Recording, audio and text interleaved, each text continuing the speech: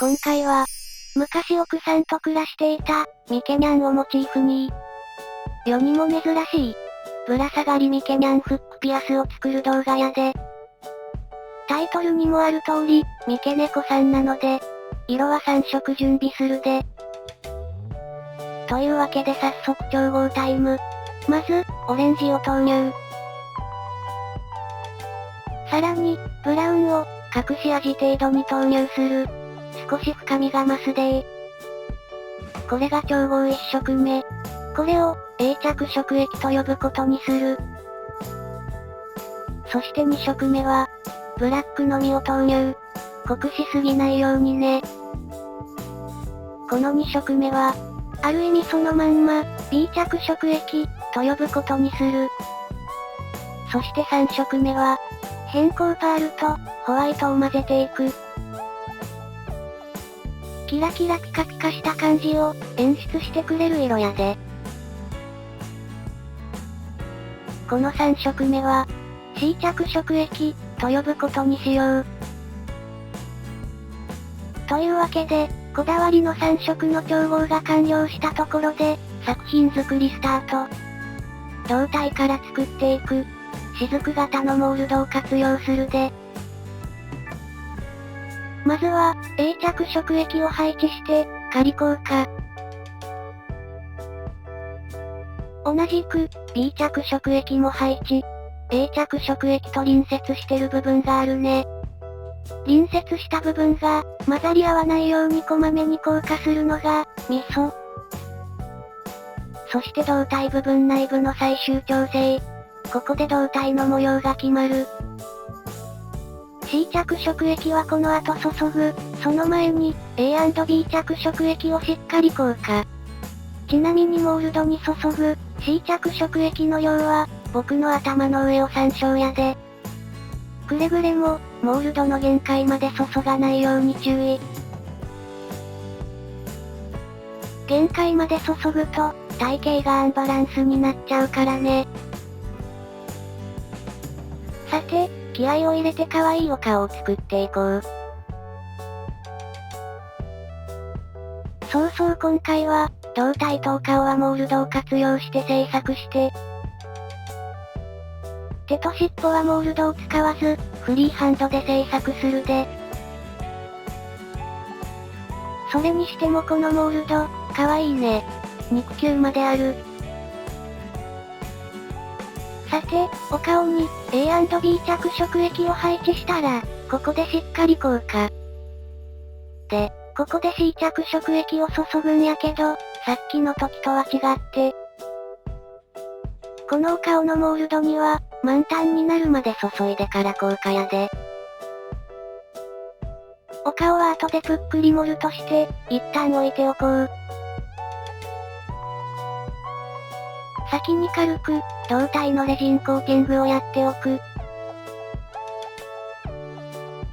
胴体をぷっくりさせるのは、お顔とつなげてからやで。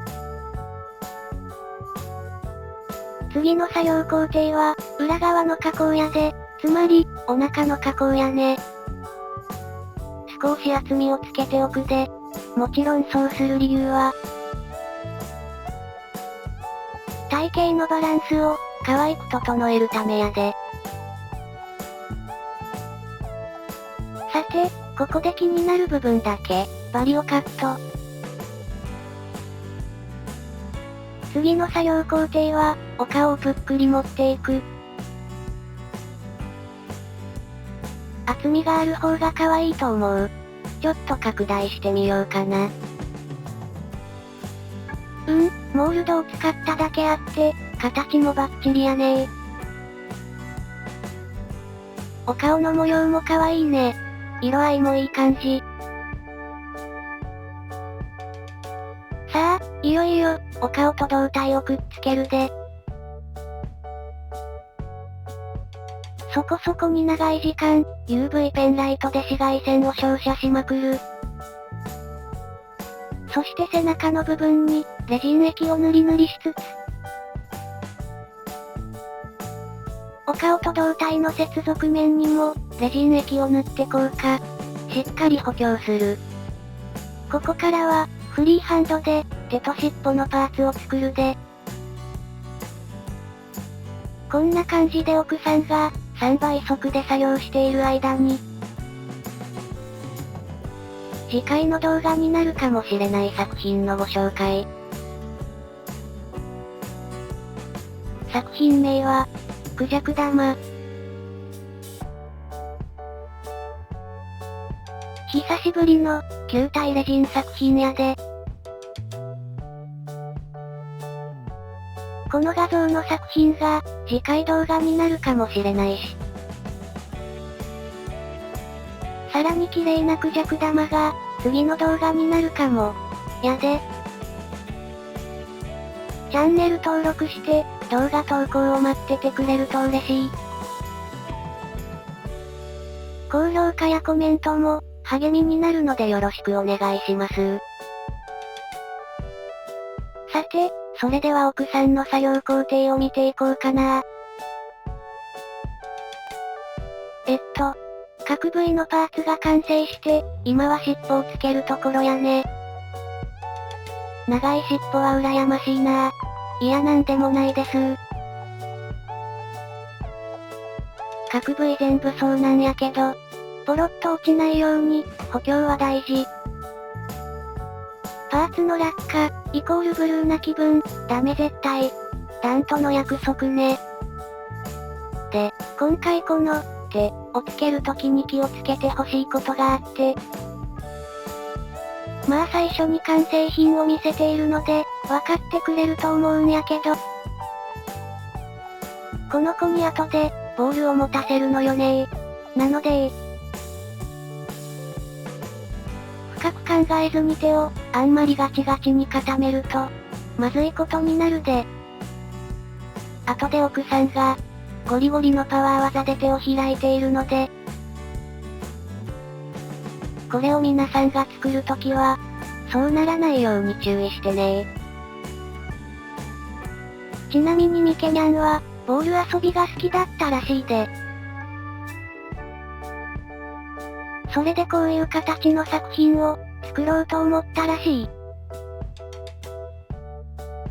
僕が言うのも変な話やけど、猫はボール大好き。全体の厚みの調整が完了したら、本体は完成。さて、いよいよボール作りの工程に入りました。例のごとく簡易図を、地味にこの図を見ていると楽しい。これ、ペンチじゃなくて、明らかにレーザー光線よね。そしてここで、奥さんが強引に手をこじ開ける。バキッと、割れなかったのがある意味奇跡やでー。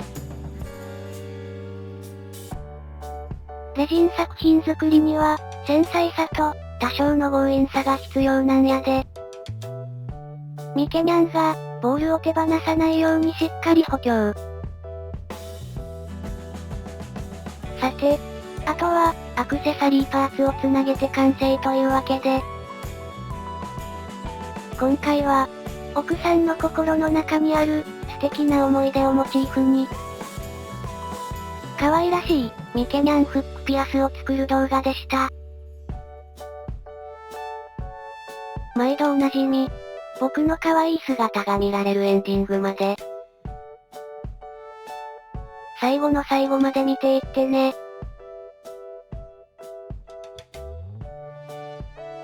それではまた、次回の作品で会いましょう。